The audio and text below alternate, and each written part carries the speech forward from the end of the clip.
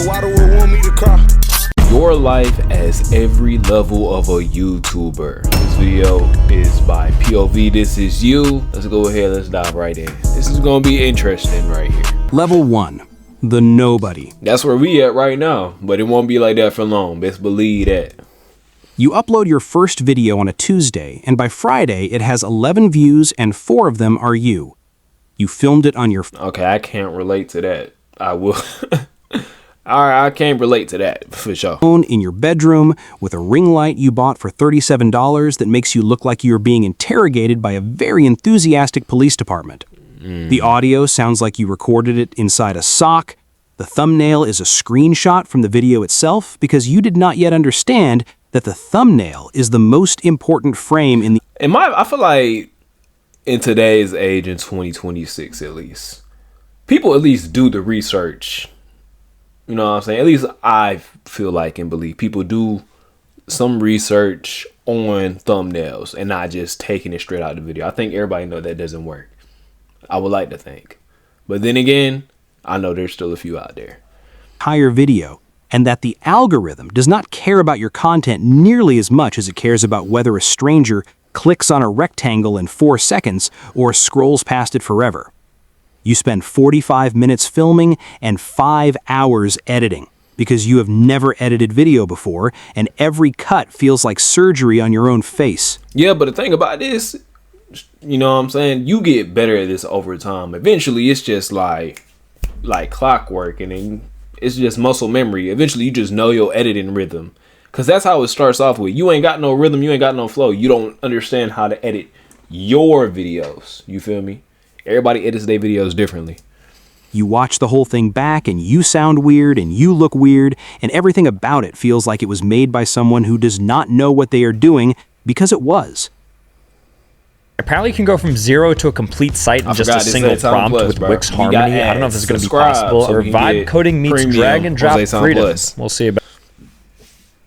You post it anyway. You have decided to become a YouTuber.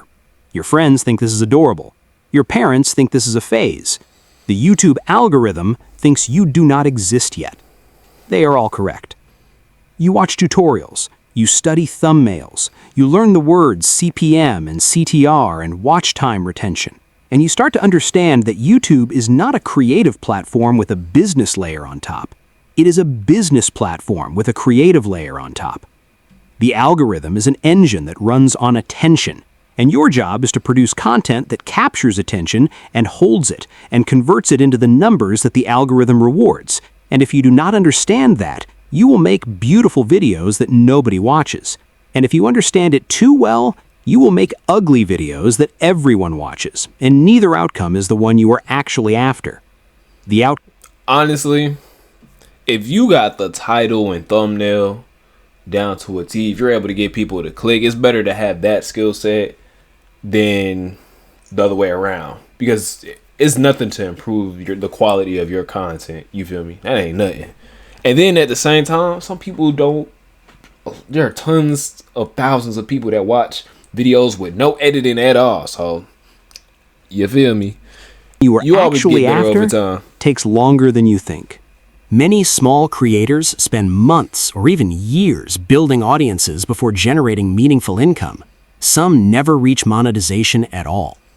Hey, I'm one of the few to reach it. You know what I'm saying? On ZayTime Live, we are about to hit 1,400 subscribers. You did. Let's go ahead and get this channel to 1,000. You know what I'm saying? Go ahead, get right over here. 1,000 subscribers and 4,000 hours of watch time to even apply for monetization. You look at your dashboard, you have 43 subscribers. I will say that journey for me felt long in the moment, but when I actually did it, bro, it felt like I just started yesterday. I will say that, bro. It's crazy. You've been posting for 3 months. At this rate, basic math tells you something discouraging that you choose to ignore.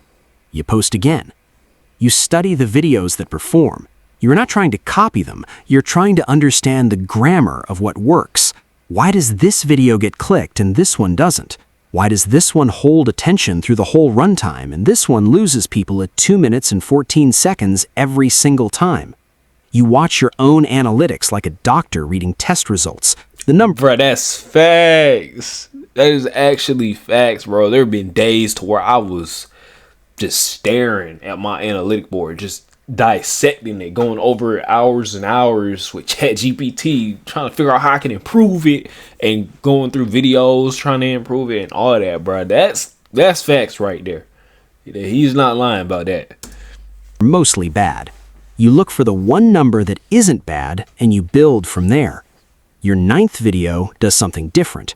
It doesn't go viral. It gets 800 views, which for you is extraordinary. Hey, if you got under 100 subscribers, a video get 200 views, success. You know what I'm saying? If you, I don't care what nobody say, you get 800 views, that's a success. That's a win. You feel me? Keep posting. You post more videos like it. Not the same video, the same principle, the same specific thing that made the 800 people stay. Something clicks, not on the algorithm, in you. You understand something about your own content that you didn't understand before, and the understanding is not transferable because it belongs to your specific channel and your specific audience and your version of whatever this thing is that you are making. You hit 1,000 subscribers. You do not celebrate as long as you expected because you are already thinking about the next 1,000. Yeah, bruh. Look, getting your first 1,000 subscribers, that's just level 1. That's what they don't tell you. If you get 1,000 subscribers with the 4K watch hours, congratulations, you are now employed. You know what I'm saying? That's your walk into the door. Now you're hired. You feel me? That's how YouTube looks at it. Now it's time for you to actually put in that work for real. You feel what I'm saying? Now it's time to get active. 2. The grinder. You are monetized. Your first month generates roughly $19. Support. Shit, I want my first one. $19 for a month of filming and editing and thumbnails and titles and research and posting and responding to comments. You make a screenshot of the $19 payment anyway because it is real money from YouTube. And not just that, YouTube wouldn't even pay you this. It would be added on to the next payment because you got to have like there's a bare minimum mark for you to even get paid for a payout anyway. And the fact that it exists means the model works, even if the scale currently does not. You are posting consistently now, not when inspiration arrives, on a schedule, because you have learned the hardest lesson of the creator economy, which is that inspiration is a luxury that established channels... You know, I low-key almost did a setup like this. The camera and the phone. I'm talking about we doubling down. ...forward, and that you cannot, because the algorithm rewards consistency over quality at your level. And the creators who post imperfect videos every week beat the creators who post perfect videos every 3 months. And that is facts right there. When you're down at the bottom right here, it's less about quality, it's more about quantity. Some of the biggest creators that you know now have said the same exact thing, bro. You can sit here and edit all you want for hours and hours and hours. It don't matter, you know what I'm saying, if the video only get what, a few hundred views, maybe even a few thousand, then it's like, what is that worth? You did what I'm saying? But at the same time though, I can't really completely say that quality is not as effective, because my cousin did YouTube too, and he did a very nice production video, and it did dummy well. I'm talking about significantly well, like over 100K views well. You feel me? So like, a part of it can depend on the niche, maybe the topic, or maybe even the type of video. It's all about your presentation. You know what I'm saying? But you learn as you go. And the data is not ambiguous about this. You have 10,000 subscribers. You have 20,000. Boy, I can't wait till I get to this stage right here. You feel me? We gonna get there though. Watch. It's real, but it is slow. And slow growth is genuinely difficult, because slow growth means you are doing the work of a content creator, the filming and the editing and the strategy and the research and the thumbnail design. And most people don't get to this stage. I just want that to be clear. Most people don't reach the 1K mark. You know what I'm saying? Let me break it down to y'all so y'all really understand the hooks and crannies of this. You know what I'm saying? Boom. Check this out, bro. Just so you got an estimate, approximately 2% to 4% of active YouTube channels are monetized. Let that number sink in, bro. You know what I'm saying? Over 115 million total channels worldwide, bro. 2 to 4% active creators hit the requirements of 1,000 subscribers and 4,000 watch hours. That means if you manage to hit this, bro, that means you're part of the top 5%. If you manage to hit the 1K mark in the 4K hours. You know what I'm saying? You got something to be proud about, bro. Welcome to the game. Welcome to the fam. SEO and the community management, while making the money of someone who has a very small hobby. You have a full-time job. You edit videos at 10 at night and on Saturday mornings and on Sunday afternoons and on any hour the job doesn't own. You have dark circles under your eyes that have become structural rather than occasional. Your friends invite you to things and you go to some of them and cancel the rest because you had a video planned for this weekend and the video does not cancel. I can relate to that. Your family is supportive in the specific way that family is supportive of something they don't fully believe in. They share your videos. They tell them... Man, your peoples ain't gonna... Not even just your peoples. Your friends and your family are not obligated to support you, bruh. Nobody's actually gonna believe what you got going on until they actually see the results. People believe results, so don't even trip about that, bruh. It's just is what it is. Friends. They also, quietly, hope you are keeping the skills on your resume current. The sponsorships start appearing. Small ones. A VPN, a meal kit, a productivity app. AdSense is the foundation of YouTube income. It is also the most misunderstood part of YouTube monetization. You understand this now because your ad revenue is real but modest, and the sponsorship email from the VPN company is offering you 3 times your monthly AdSense for a 60-second integration. You take it. You feel slightly strange about it for one day, and then you look at your bank balance and you stop feeling strange. You are learning to make content that is both genuinely good and genuinely optimized, and the tension between those two things is the central creative problem of the YouTube career. Pure optimization produces content that performs well and means nothing. Pure creativity produces content that means everything and that nobody clicks on. The channel that lasts is... Hey, I feel like as long as you understand what type of audience you're going for, you understand what type of content it is that you want to make and that you're making, and understanding how to optimize it into a way that best suits you. You feel me? So like, maybe you want a lot of quality, because certain types of channels don't require a significant amount of quality production unless you just want to do that. But you know, you gotta keep in mind your posting time versus editing time. If you could cut down editing as much as possible or keep it as efficient as possible, you're gonna be straight, truthfully. That finds the specific version of both that belongs to it. You were still finding yours, but you were closer than you were. You, just you, building your app on Base 44. Level 3, the breakthrough. Something happens. It doesn't announce itself. You post a video and it does what your videos do now. A solid opener, good retention, your audience watches most of it, and then something in the algorithm decides that this specific video belongs in front of people who don't follow you yet. The click-through rate on the suggested feed is higher than normal. 22? The watch time is holding. New viewers are subscribing at the end.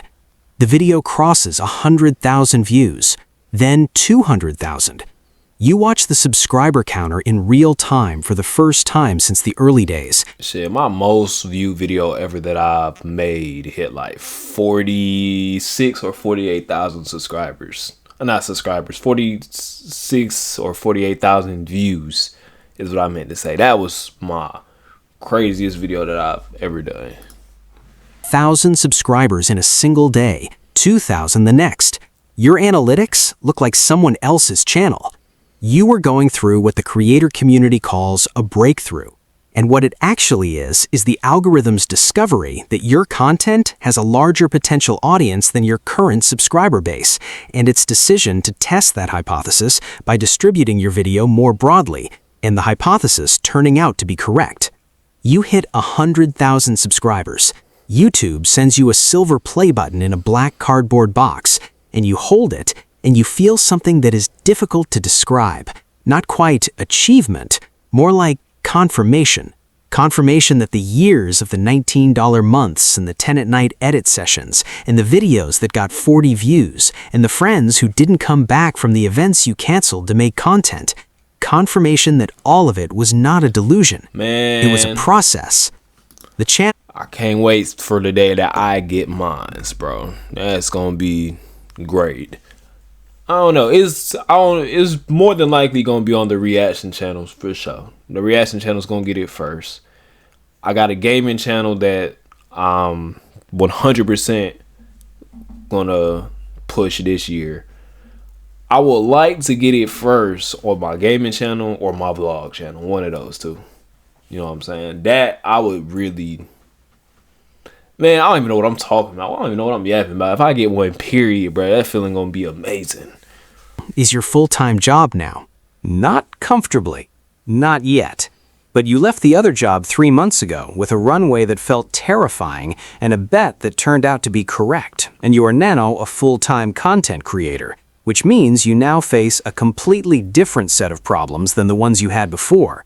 Before, the problem was building the audience. Now the problem is keeping it. An audience that found you through one video has expectations based on that video. If you change direction, the algorithm does not automatically follow you. If you stay in the same lane forever, you get bored, and boredom produces worse content.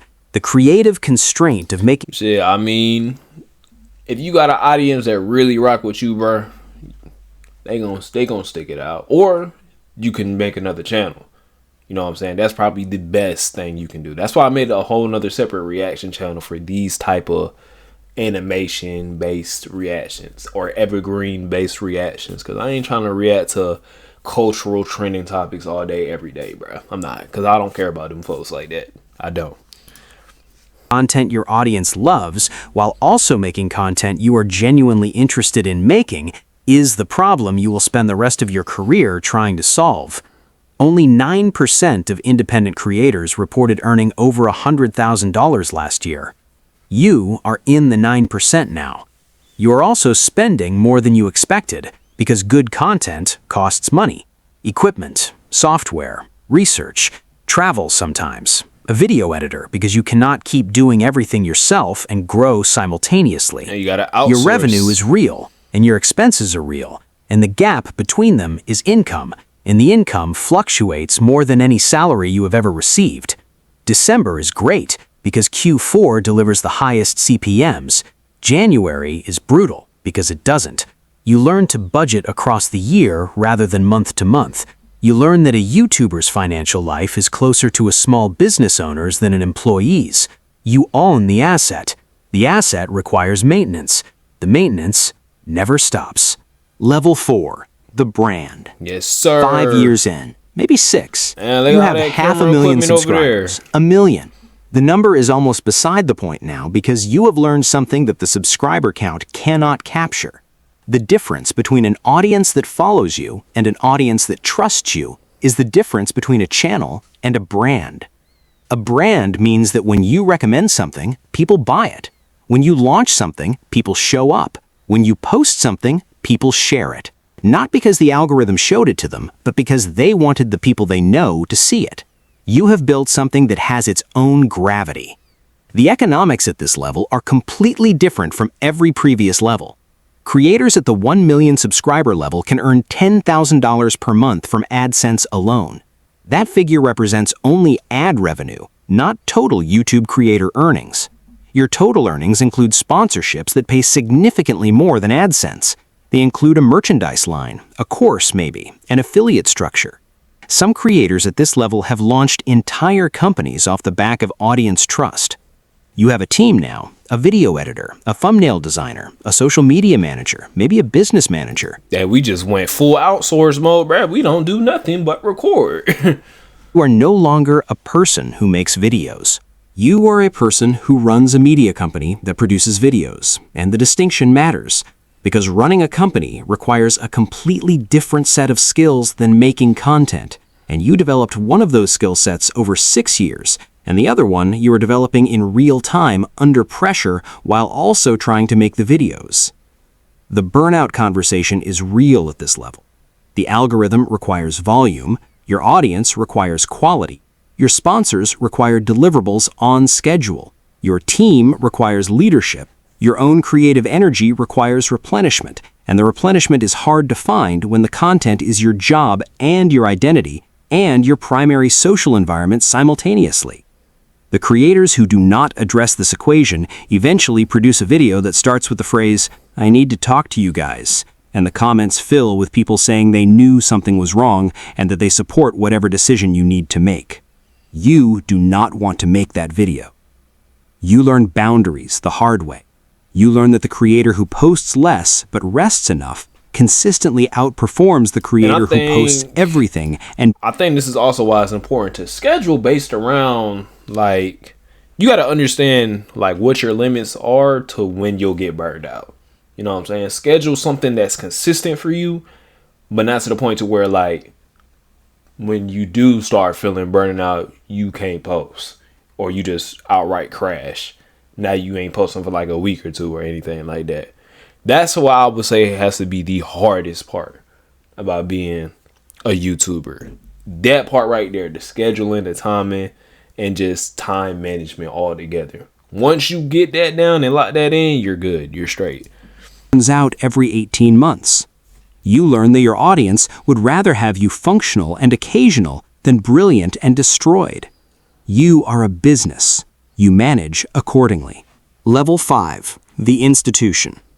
You didn't plan for this. You planned to make videos. This is Mr. Beast level, ain't it? And to grow. You planned, maybe, to build something real. You did not plan to become the kind of channel that gets referenced in other channels' origin stories. The kind of channel that journalists quote when they write about the creator economy. The kind of channel that has its own Wikipedia page that you are not allowed to edit.